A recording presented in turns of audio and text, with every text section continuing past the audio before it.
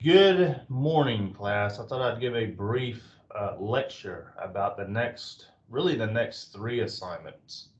Because what I'm doing with this particular assignment is instead of having one large assignment that you would have to turn in about 3 weeks, I'm splitting it up.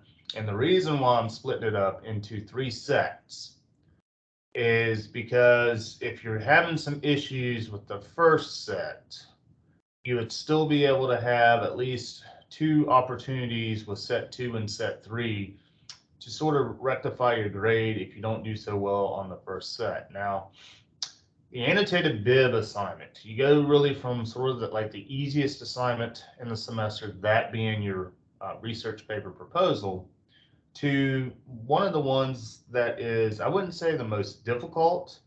It can be kind of difficult if you wait until the last minute to, get the two sources for each section or each set that you need.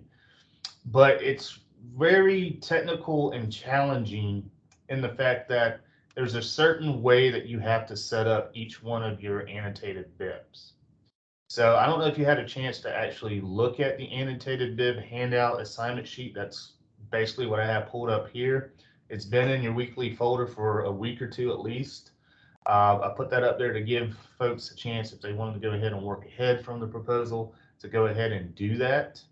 Um, so basically, what's going to happen is since you turned in your proposal, and granted, I know there's still some leftover essays and some proposals that I have to grade. If you turn something in, it will be graded. I'm trying to get those in as quickly as I can. We had a lot of stuff go on last week here at college with Going Coastal and the Student Activity Day, both on Thursday, and of course today's Halloween. So there's just been a lot of stuff happening within the last week. Um, I don't know about most of you all, but I've been fighting some head colds, not just with my kids, but with myself. So that's sort of going on. But just kind of keep in mind if you turn something in on time, it will be graded. Now, sort of a little housekeeping note. If you kind of, today's the last day of this particular month. Um, we only have really all of this coming month, which would be November, and then we have like a little sliver in December. That's all that's left. So you're gonna have to, for those that are having issues, I know some folks are having issues with computers, this or that. You're gonna have to find a way to get this stuff turned in. Clearly, we don't have a lot of time left. When you're late turning stuff in, which really, by policy on my syllabus, it says that, hey, no late work accepted. There have been times that I've have, accepted here or there early on in the semester just because we did have a little bit of time and I didn't have a lot of grades coming in all at once. But, now I'm starting to have grades come in at a regular pace from 5 classes. So it's going to get to the point where I'm just going to have to turn folks down and say, hey, if you can't get it in on the due date, keep it because I don't have time to go hunt for you. By the time you turn stuff in, a lot of times for some folks, it's, getting close to when something else is due. So that's just the whole deal with due dates is to help me and to help you basically keep grades up to date. So when you're late, it puts me behind on getting those grades up to date. So just be mindful of that. Um, as we move ahead, I sympathize with you if you're having some computer issues, this or that. Um, Same point, you took an online computer, basically an online computer course. Everything is done by computers when you're dealing with Blackboard and when you're dealing with online courses. So you're just going to have to either find a way to borrow a laptop, go to the college and use the computers that we have there, go to a public library, something.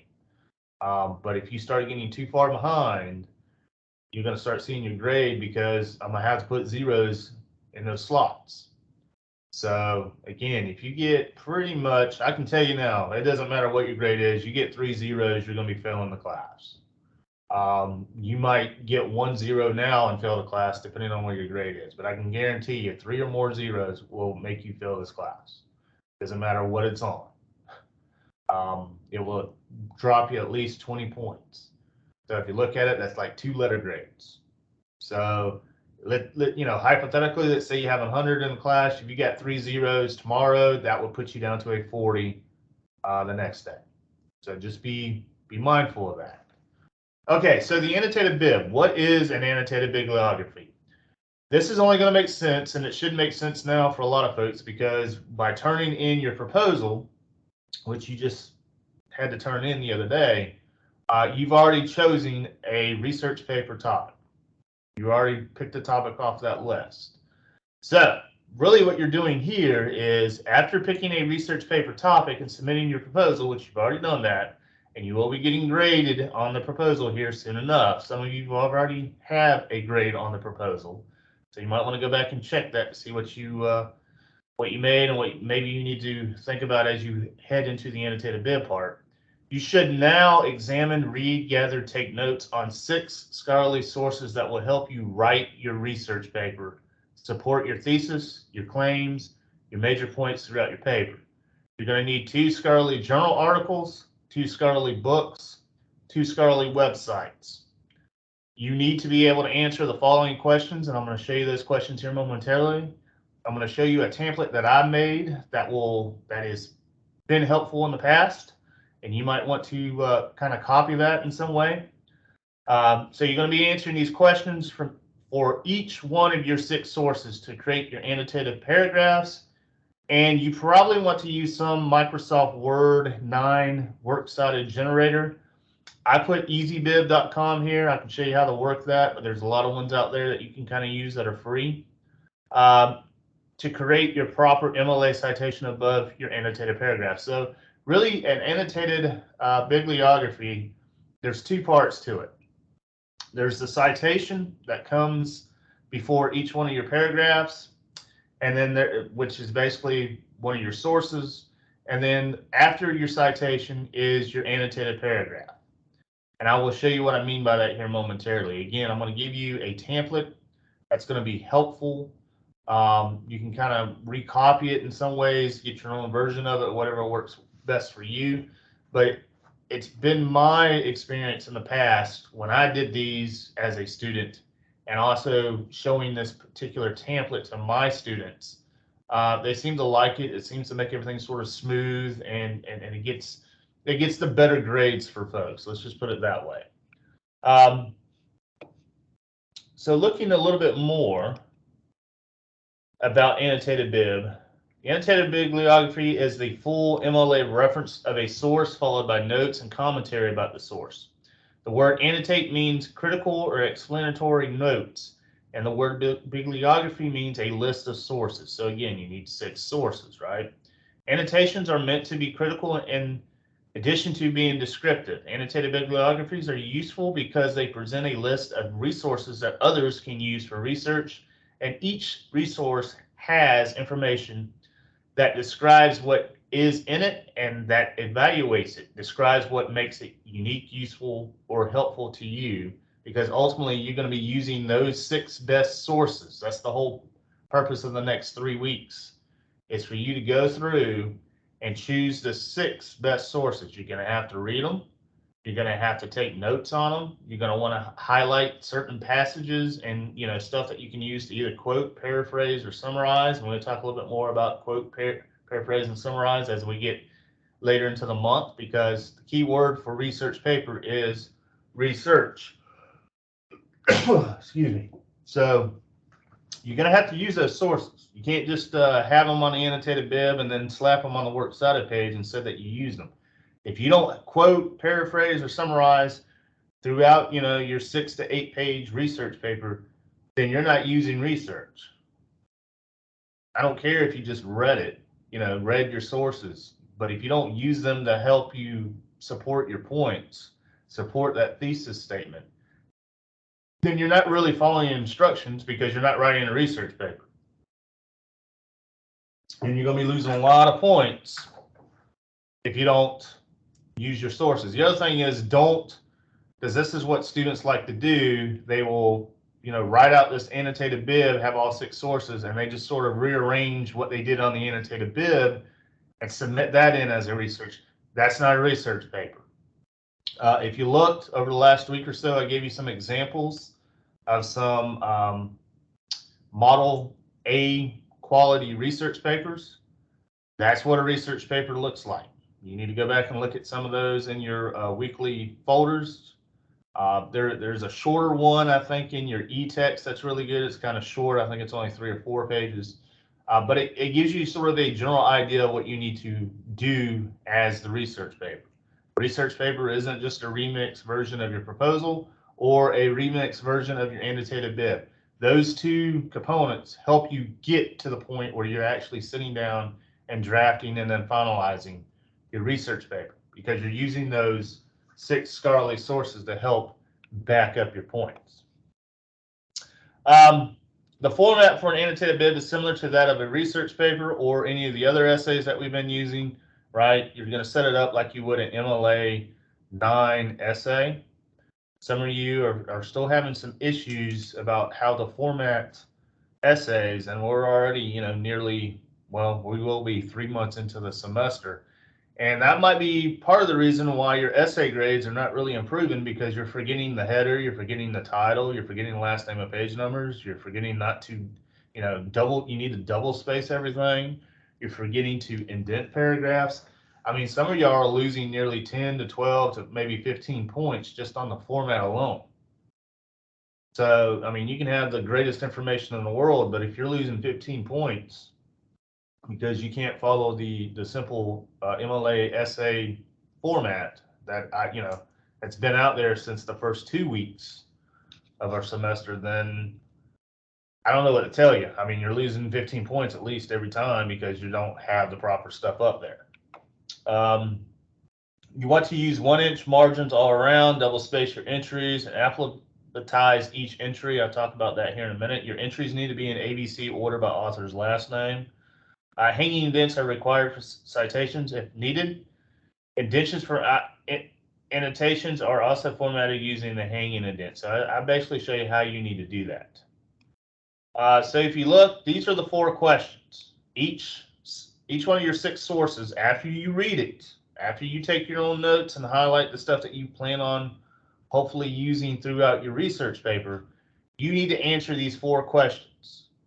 So for source 1, you read it, you answer these four questions. Source 2, you read it, you answer these 4 questions. Source 3, you read it, you answer these 4 questions. Source 4, you read it, you answer these 4 questions. 5 and 6, same song and dance. You read them, and then you answer these 4 questions.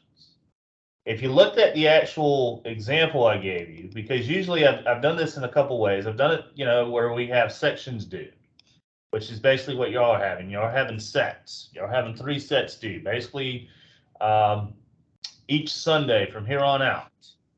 If we look at our calendar, the first set is going to be due this Sunday, the 6th of November, which is basically your 2 scholarly websites or web sources.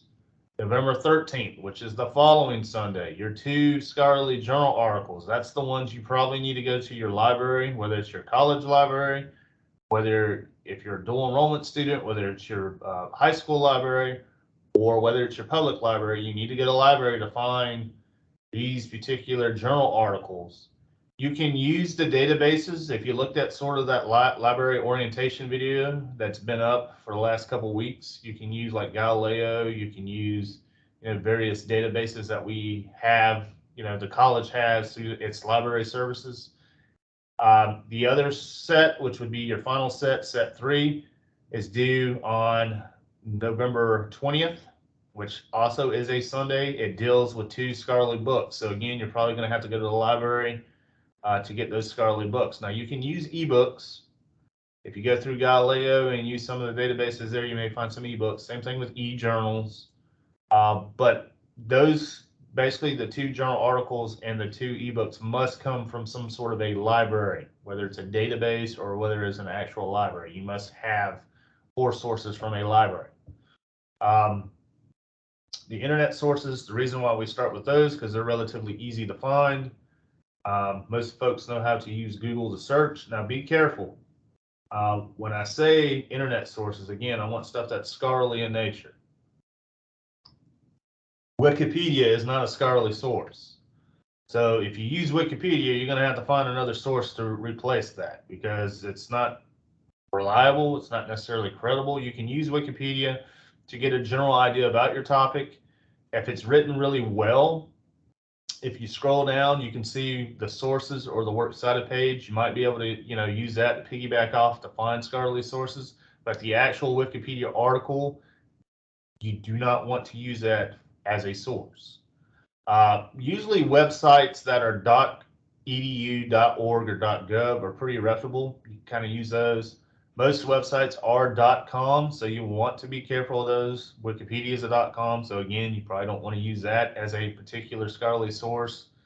Twitter, Instagram, Facebook, there's a lot of places, even news sources are .com. So you have to kind of take a lot of that stuff through the .com with a grain of salt. Again, if you watch that library orientation video that's been up online the last couple of weeks, Caroline talks about this thing called the CRAP test.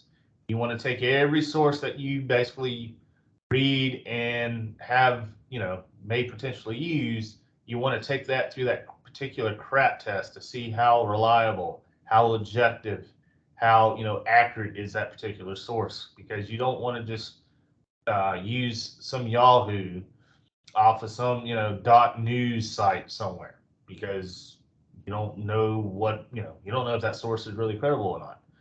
So you want to do a little bit of research. This is where, hitting the payment, this can be kind of time consuming if you allow it.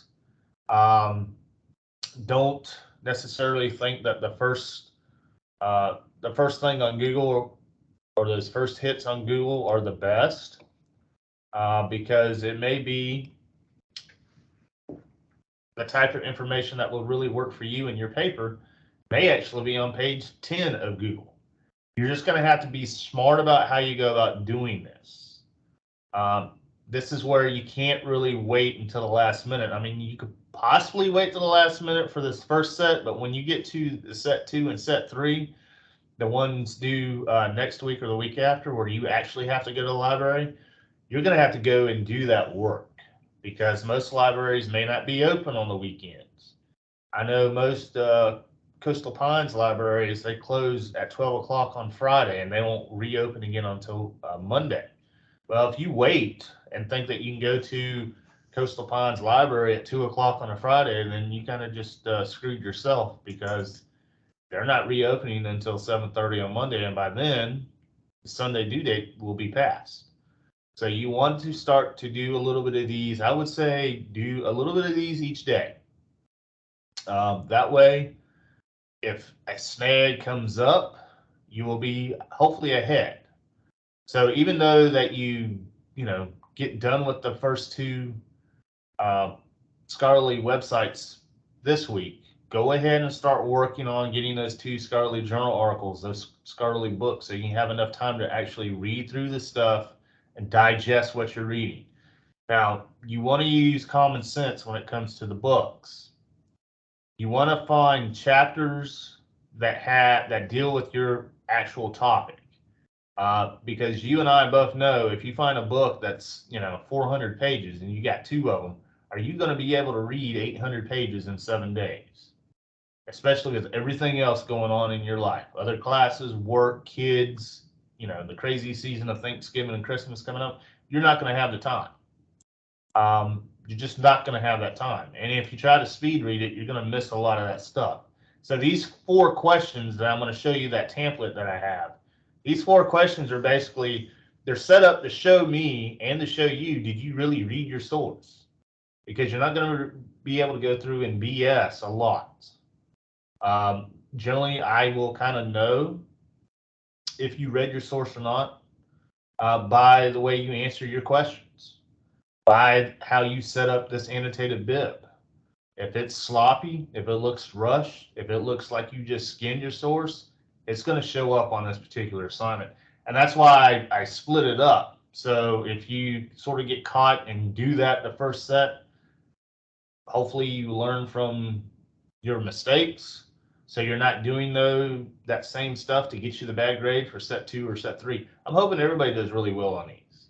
But I know from, teaching this in the past, that usually there's selective students that sort of screw up the first set, and that sort of is, they usually get back on track with set 2 and set 3, but some people, they just fall off. They just, for whatever reason, they never ask for help. They never come for tutoring. They never, email me drafts. And you can email me drafts of this stuff.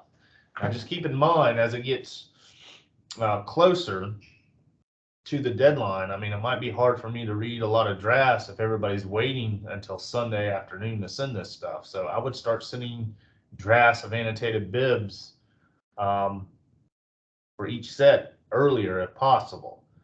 Generally, once you do the first set, the first two, the other four sort of fall into the same pattern. It's just you have 4 different sources. So let's look.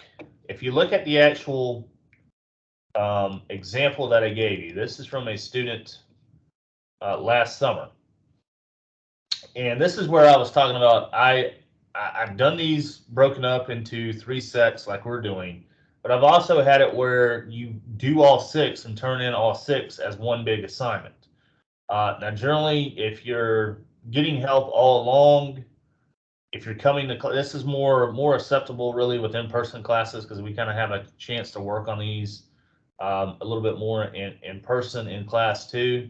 But if you look, when you combine all 6 of your scholarly sources, you have a document that's nearly 4 to 5 pages in length. It's nearly 1,200 pages. And that's the reason why I say let's break this up and do it in sets, because with sets you have 3 separate grades. If you combined all 6 into one document, you'd only have 1 grade. So if you screwed up on the first one, it pretty much would sort of dictate the rest of your grade. And for a lot of folks, that meant going from a 95 to a 65 on this assignment, which is not what anybody wants. But if you looked at this, I basically give you guidance in the margins. So this is one thing that you can kind of look at and study. Another thing is realize that, as you can tell, we have the citation right before the annotated paragraph. This particular student, Paul, his paragraphs were a little bit lengthier and longer. He had a lot to say about his particular topic. Yours doesn't necessarily have to be as long, and I will show you what I mean by that here momentarily. But I just wanted to give you sort of a brief overview of what, in an ideal situation, you would turn in all 6 of these as one document, as one continuing document. So that's why this one looks a little bit lengthier. But again, if you look at the margins, it kind of gives you some hints there that will also help you in your individual sets. So to make sense of this, let me pull up my little template that I made. And I'm going to walk you through how to use the EasyBib and all that stuff here. So this is what I did. And I did this today. So I basically found 2 sources. I'm doing a hypothetical topic of attacks on Halloween. That's not one of your research paper topics, I know. But in the last few years, there's been really odd attacks, strange attacks that happened during Halloween and Halloween situations. So there was one such attack last Halloween, I guess, in Tokyo. And there was another attack recently, as this past Saturday, in China. So what I did was I went ahead and I just made up a sort of a made up student name, Asia James, Mr. Wilson, English, and then you're going to put your course number, whether it's 1101 or 1010, depending on your course. And then the first set is due on the 6th, so that's when I'm going to leave it as my date. Make sure you have your last name and your page number. A lot of folks are not doing that, and they're losing 2 points each time they don't do it. So if you have a document that's 10 pages in length and you miss that, well, 10 times 2 is 20 points. You just lost 20 points because of this. So please make sure your header, make sure your last name and your page number are where it needs to be. Now for your title, this is pretty much what I would probably use. See if I can blow this up without taking a lot of it off the screen here. Annotated Bibliography, Set 1, 2 scholarly web sources. That's what we're doing for the 6th of November. If you looked, I sort of copied and pasted this sort of same format for the one for next week. And you can kind of use that too. Again, same header. The only difference is the date's going to be different because in this case, set 2 is due on the 13th. If you look, my title is Annotated Bibliography, set 2 scholarly journal articles. I have those same questions listed for my 2 scholarly journal articles that I would read. And then for my final set, which would be set 3, again, I have the same sort of header. The only difference is the date. I put the due date of the 20th, because that's when the final set is due. I have the title basically the same. The only difference is set 3, 2 scholarly books. And then again, I have the series of questions from that actual annotated bib handout. So going back to my first page here, which deals with my internet sources.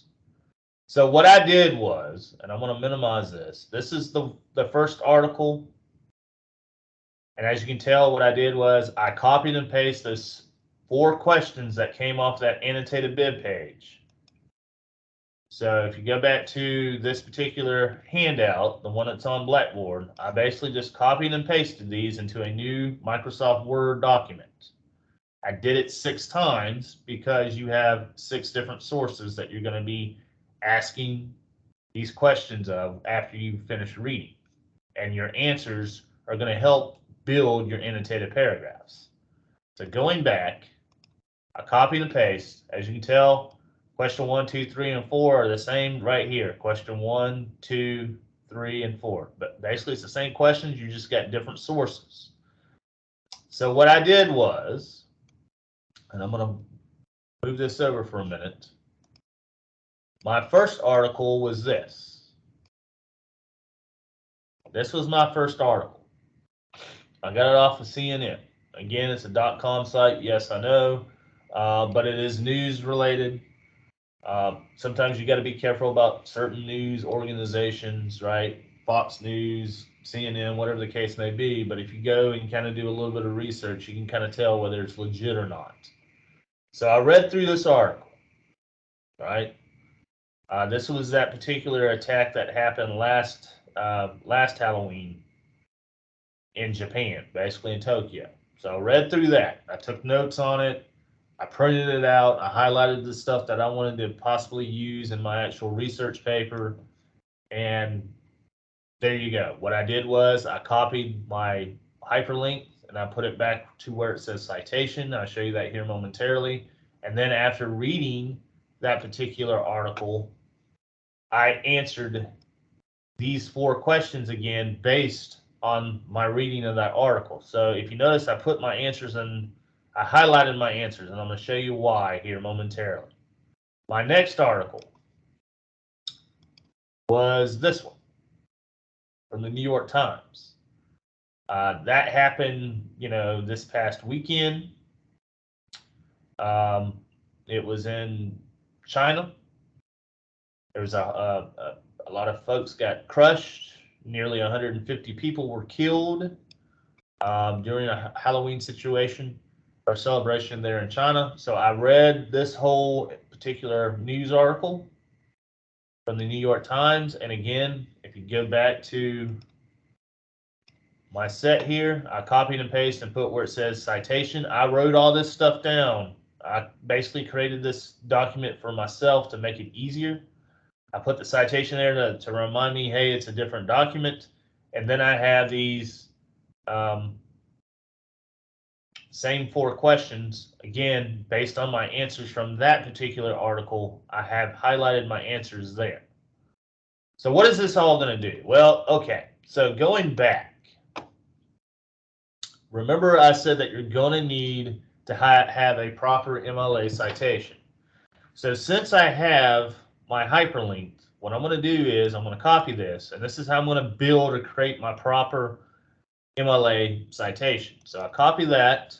I'm going to minimize this, and then I'm going to easybib.com, EASYBIB.com. It's going to come up, look like this. From there, I'm going to go and hit where it says create citations. I'm going to click on that. And it should take me, well, it's wanting to act up. All right, hold on. It's slowing, but let's see what it's going to do. It says it's securing a connection, so sometimes you got to wait on these things.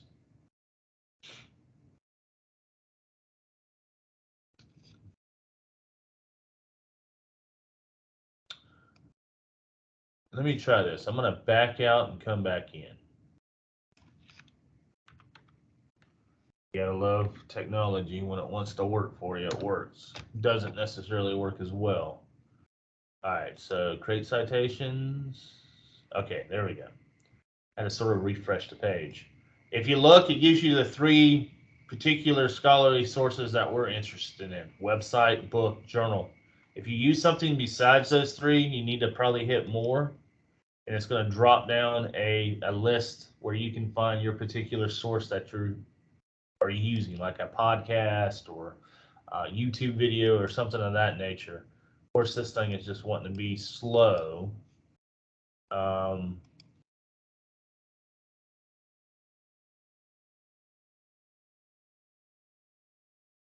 yeah, it's just wanting to be slow as heck. Let me try this. EasyBib usually doesn't give me this much of an issue. I'm going to go to, I'm just going to type in MLA9 works cited generator. Let's see. I'm going to go to mybib.com. On my particular page, it's the second one. So if you do a Google search, it's probably going to be on that first page. It's probably going to be your second one. I've used this one before. It's usually a little bit quicker. As you can tell, it pulls it right up. Basically, sort of the same setup. You have website, book, journal, video, and then more if you need more. Like I said, if you're trying to cite an interview or a ebook or a speech, you have all that information here to show you how to do it. Now, the thing that you're going to have to kind of keep in mind is if you want to make sure that you click on MLA 9 and not MLA 8. And then you want to go to website because that's what we're using. That's pretty much what I looked at.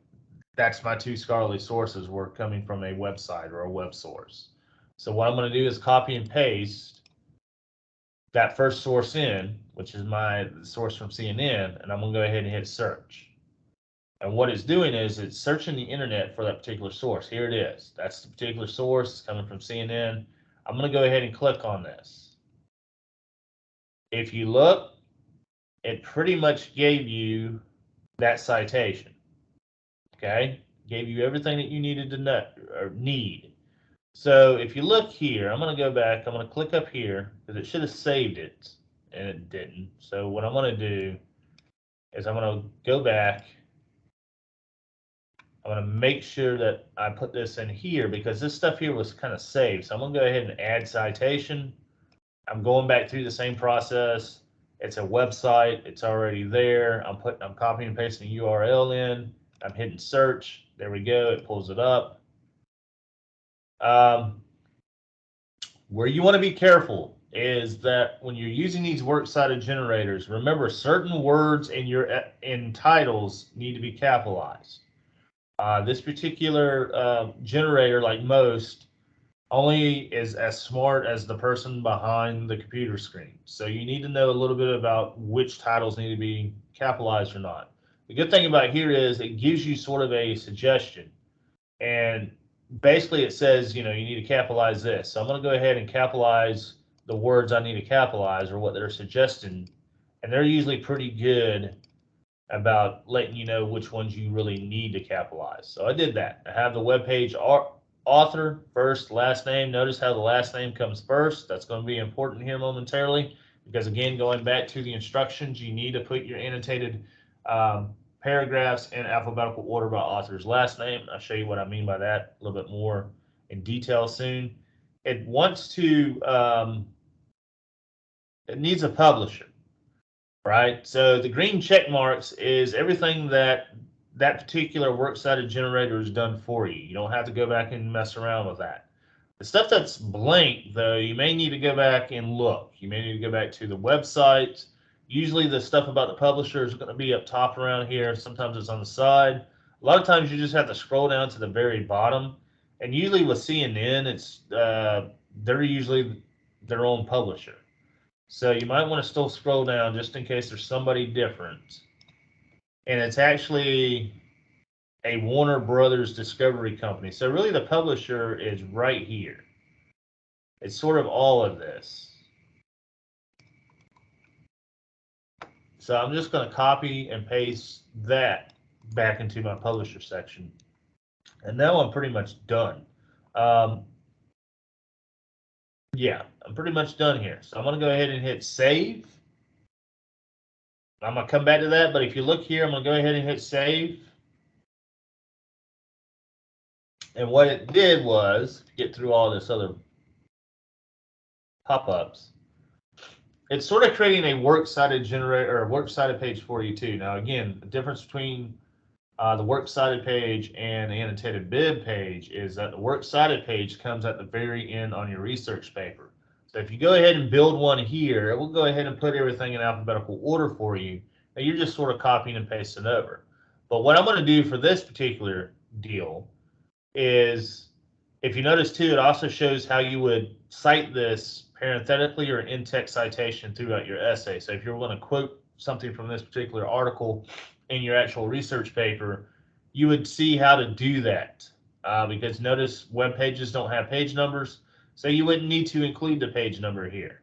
Again, if you looked at my MLA 9 workshop video over the last couple weeks, I briefly get into some of this stuff as well.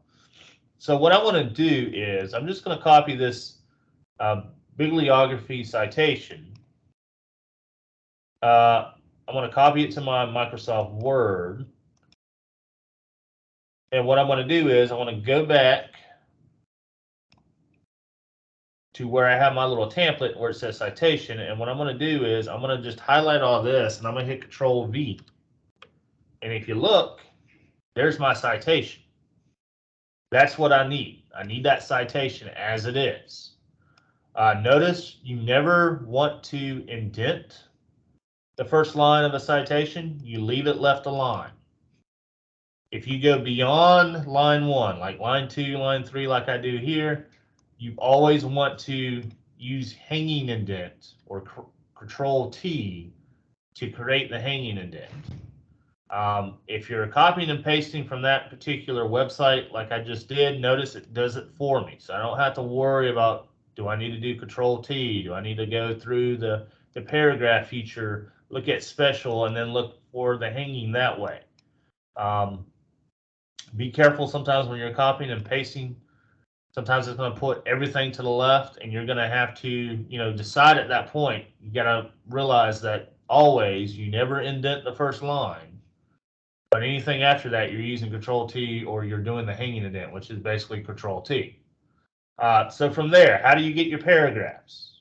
Well, very simple, because you answered those 4 questions, or I answered those 4 questions.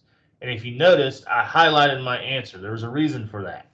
So what I'm going to do, because I started in order, I went question 1, question 2, question 3, question 4. It makes it real easy to be able to get your annotated paragraph if you stay in order by the question numbers.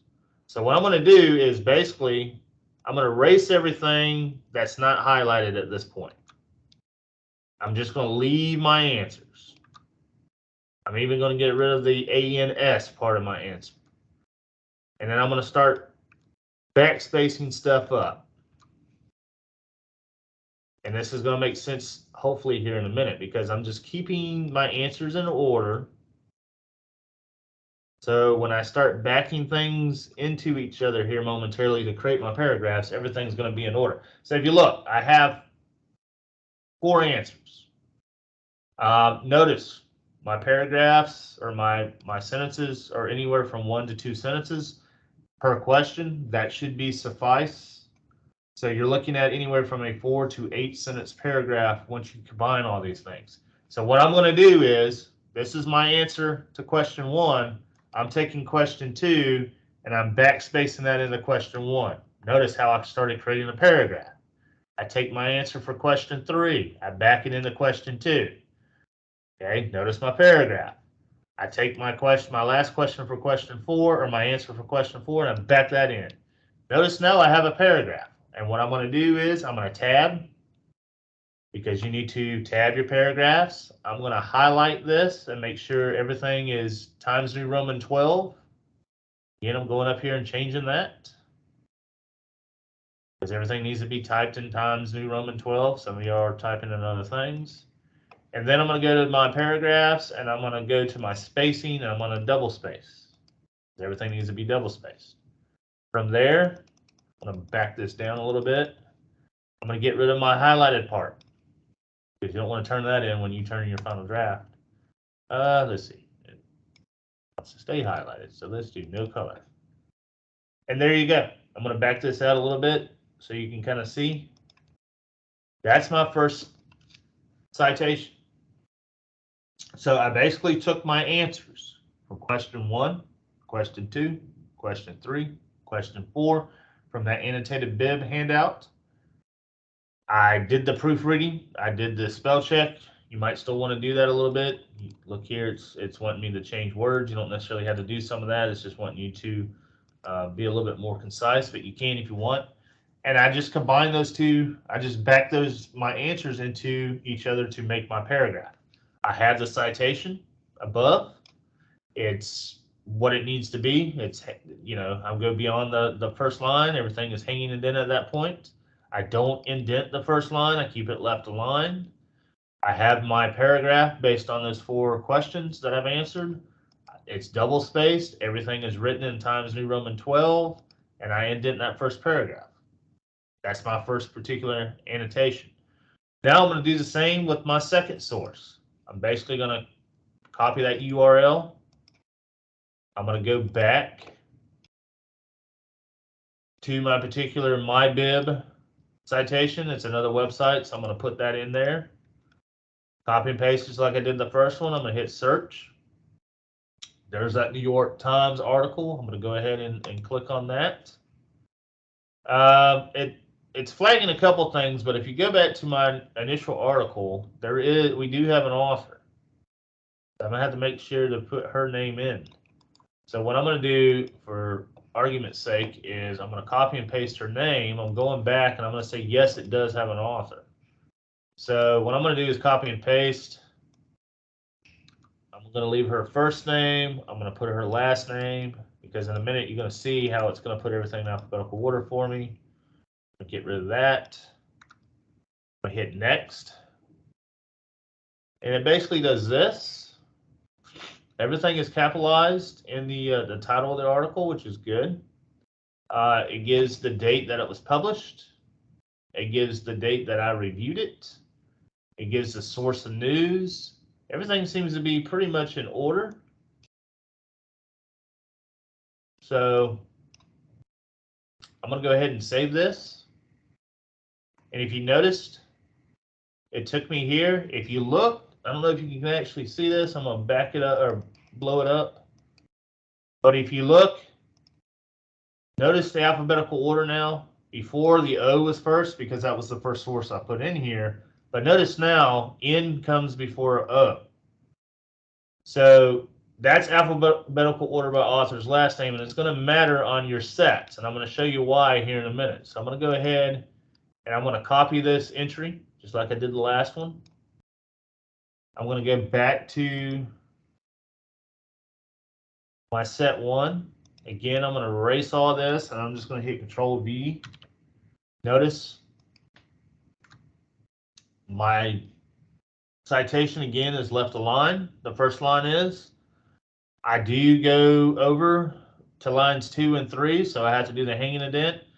And momentarily, I'm going to show you why the alphabetical order matters, because right now we're out of alphabetical order, because again, it shows that O is first, not N, and it really needs to be, this part of it needs to be first, and then O. And I'll show you how I do that.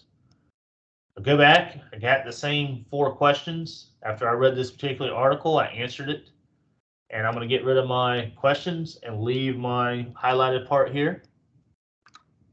So again, you can kind of see what I did, because I'm basically repeating. It's just different sets of answers to different sets of sources. Your answers are going to be different. Everybody's answers really should be different because everybody should be using different sources. So if you look, I'm going to go ahead and space this up. I'm going to left align this right now. Well, I don't want that. Okay. So that's my answer to question 1. My answer to question 2 is down here. I'm going to back that up. We'll put that right there. My answer to question 3, I'm going to put at the back of question 2, or answer 2.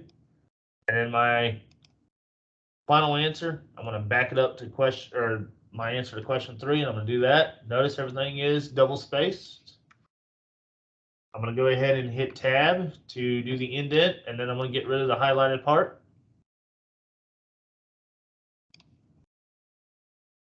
So right now I have 2 annotations, but there's still a problem because if I turn this in, I'm going to get points taken off. Why? Well, it's because they're not in alphabetical order.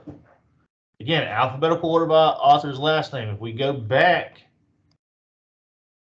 to this particular generator, it says that N comes before O, and it does. So how do you fix that? You retype it? No, you don't retype it. What I would suggest that you do is, because we're just basically doing some reordering, I'm going to copy the one that needs to go first, which is this one here, because it has last name of N. I'm going to put that above my O. I'm just going to paste it down. Make sure that when you paste it over, it stays in the same format. And then I'm going to take my old one that was in the wrong order, and I'm just going to delete it. So now when you look, everything is in order alphabetically by the author's last name. I have my citation. I have my annotated paragraph. I have my citation. I have my annotated paragraph. And this is for my 2 scholarly web sources. Now for your 2 scholarly journal articles, which is going to be due on the 13th, you're going to do the same deal, just like you did with these 2. The only difference is you got 2 different sources. They're 2 scholarly journal articles, not 2 websites. You're using the same 4 questions. You're taking your 4 answers, which are going to be different than your web source answers because you're dealing with 2 scholarly journal articles, and you're going to combine your answers to make your annotated paragraph, just like we did here. You're going to use some sort of works cited generator to give you the entries that you need to go above. They must go above. They can't go below. You can't have them on the very last page. We're not talking about a works cited page here. We're talking about annotated bibliography here. And then for your final set, which we do on the 20th of November, basically we're leading into Thanksgiving break with that last one. With your 2 scholarly books, you're doing the same thing. You're going to have your citation for your books. They're going to be in alphabetical order by author's last name, the same thing that you're going to need to do for your journal articles too. That needs to be alphabetical order by author's last name. And then you're going to use those 4 answers from those same 4 questions to create your annotated paragraphs. Again, a paragraph of about 4 to 8 sentences should be suffice. If you look, because basically you're answering each one of those 4 questions 1 to 2 sentences. So if you look here, here's 1 sentence. Here's 2. Right? Here's 3. And here's 4. So most of mine, I've just used 4 sentences to be able to create my annotated paragraphs. Now, if you look at that first model example that shows all 6 of them together, that particular student, he was using anywhere from 1 to 3 sentences to answer his particular questions, and that's fine. The only problem is you don't want to get too much ahead of yourself because a lot of the information that you probably want to use in your actual research paper, you want to save that for the research paper. So if you go beyond 8 sentences, you're probably telling me too much. If you say 3 sentences or less, you probably didn't really read your source and you're telling me too little. So sort of the perfect amount would be between 4 and 8. If you can kind of keep your paragraphs between that, you should have a pretty good annotated bibliography for each one of your sets. So again, send drafts if you need to send drafts. Start this as early as possible. Do a little bit each day. That will save you a lot of heartache and stress and everything else that goes on with this stuff. Send your rough drafts to Smart Thinking. I would suggest that you send them stuff first and then correct whatever they want you to correct, and then send me the newest version. That way you have at least two sets of eyes looking at your work before you turn in the final one.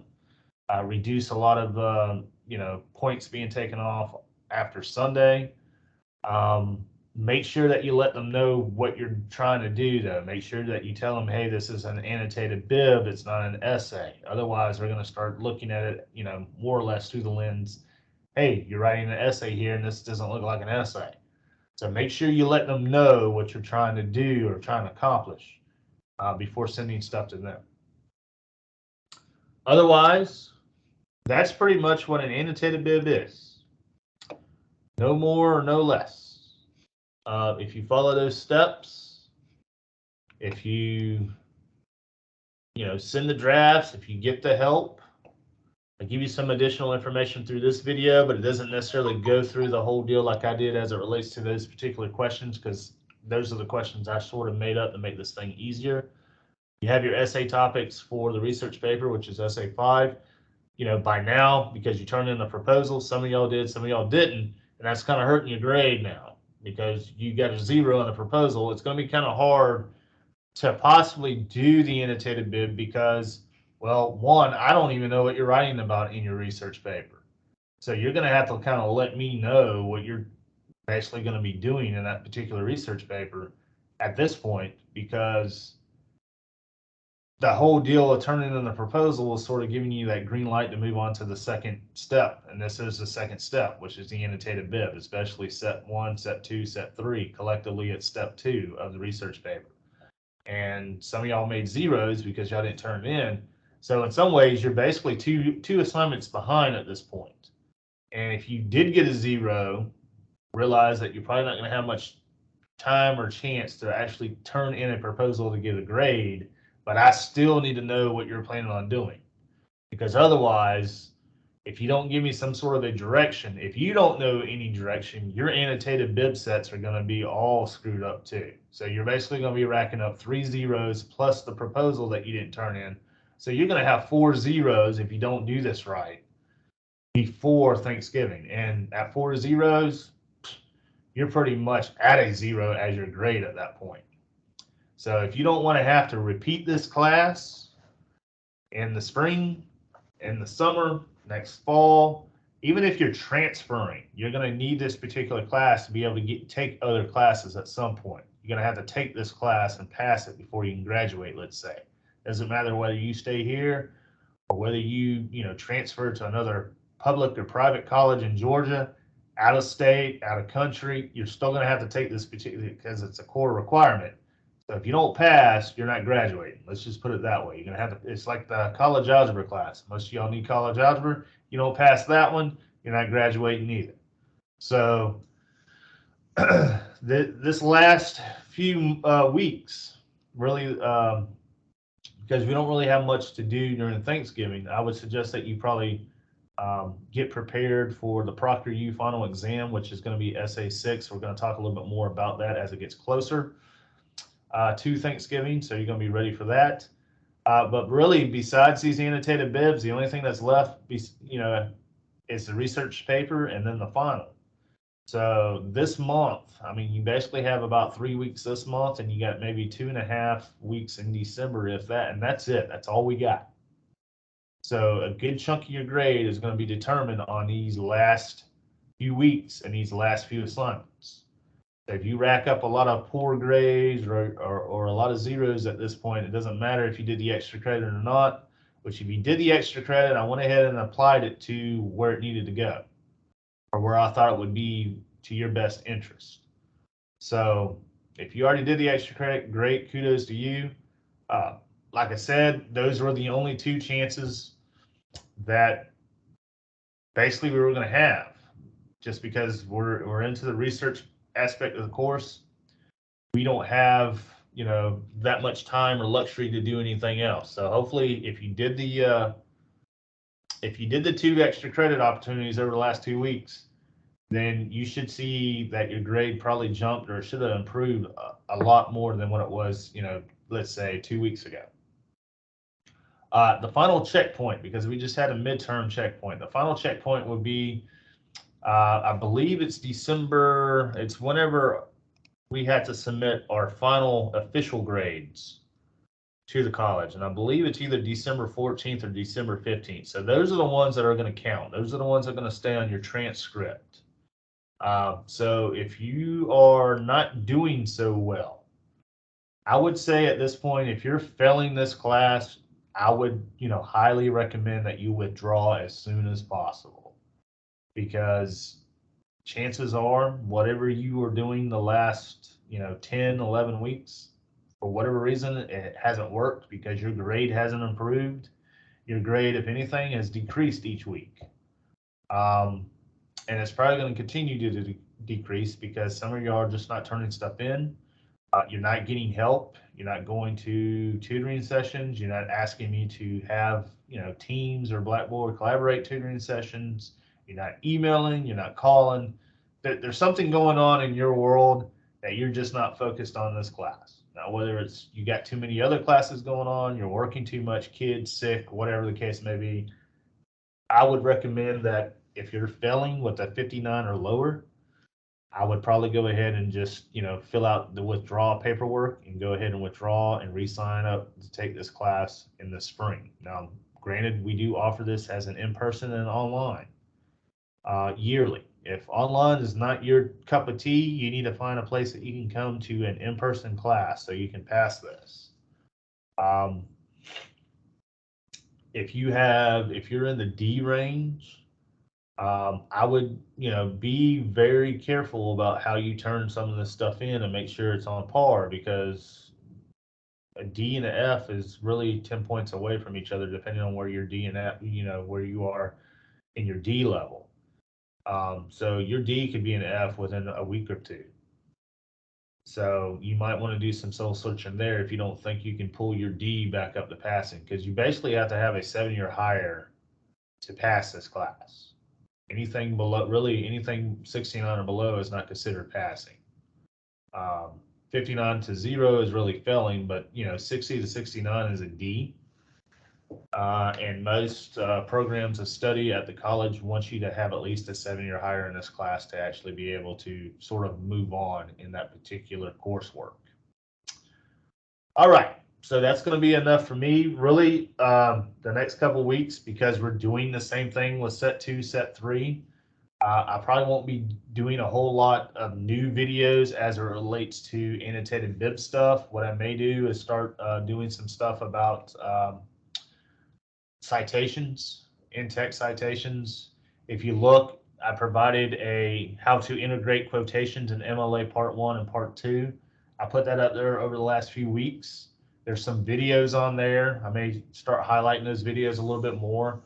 But really the next, basically until after Thanksgiving, when you really need to start to, you know, finalize your research paper, there's nothing really new to learn at this point. I mean, you're going to have to learn how to quote, which again, I put that stuff up there, integrate quotations Part 1, Part 2, to give you some guidance about how to do that. We will sort of look at some of that maybe in the weeks to come, just to make sure that you understand what you are watching and reading when it looks at that stuff, when you look at that stuff. But the annotated bibs are basically going to take us all the way up until Thanksgiving. We really officially come back on the 28th of November. So you're going to have all of that week of the 28th. And I believe, let me double check our checklist. I believe the actual research paper is going to be due, I think, December 4th.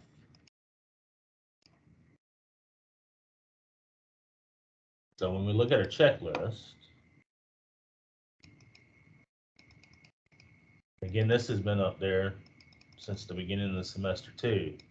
So anytime that you have questions about what is due, you can always download this checklist. It will tell you what week, what you need to do, and when it's due. So again, we have the proposal is due yesterday. The three sets, basically the next 3 Sundays deal with those three sets. We have Thanksgiving, week 15, we come, and basically week 15 would be um, the week of November 27th. So we would officially come back on the 28th because 27th is still kind of considered a holiday. And then the research paper is due the first part of week 16, which is December 4th, which is a Sunday. Um, and then you have the ProctorU final exam. And right now, I'm believing I'm going to open that up, but officially that's going to be due on the first day of final exams for the college, because the college only offers 2 final exam periods. They offer Monday the 12th and Tuesday the 13th. And since I do have some in-person classes on both of those days, I'm going to have to do some wiggle room about when things are due to give me enough time to grade all my classes, not only the research papers in those classes, but also the ProctorU finals and the actual final exams and in-person classes. So probably what I'll do is from December 5th, which is a Monday, to December 12th, which is another Monday, Monday the 12th being the first day of final exams. I'm probably going to give you a week to get the ProctorU deal done. And again, before Thanksgiving break, or at least the Monday when we come back from Thanksgiving, I will talk a little bit more about what ProctorU is. Some of y'all that had online courses probably already know what ProctorU is, and you can kind of use your same login and password credentials. You just want to make sure that your password's up to date. Those that are new, I will be sending out, as well as the college probably will too. You might want to check your Coastal Pines email address as it gets closer to the first week of December. We'll give you some information about ProctorU as well. I can tell you that you're going to need to have a webcam and a web mic operational. You're going to have your computer, Microsoft Word up to date and operational, and you're going to have stable internet connections. If you don't have a lot of that stuff, then you can always go to a testing center, which is usually Coastal Pines Library. You want to go to the closest one to you. So if you live in Waycross, obviously you probably want to go to the Waycross campus and not the Jessup campus. If you live in Brunswick, you want to go to the Brunswick campus, so on and so forth. But you're going to need to have those, and you're going to have a ProctorU account created and ready to go in order to take the ProctorU final exam. If you don't have those things, then you're not going to be able to take that final exam. You want to make sure that you have a student ID. If you don't have a student ID from the college, you need to make sure that you get one, because the very first sort of deal that it asks is to take a picture of your lovely face and then take a picture of your lovely face on your ID to verify that you are who you say you are and that you are actually enrolled in this particular course. If you don't have those things, you're not going to get past that first gate. And that means you won't be able to take the final exam. And nobody wants to have a 0 heading into the last official day of our semester, because that's going to wreck your grade, and you don't want to have that as a early Christmas present where it comes back and says, hey, you got to come back and basically take this class again because you didn't take the final exam.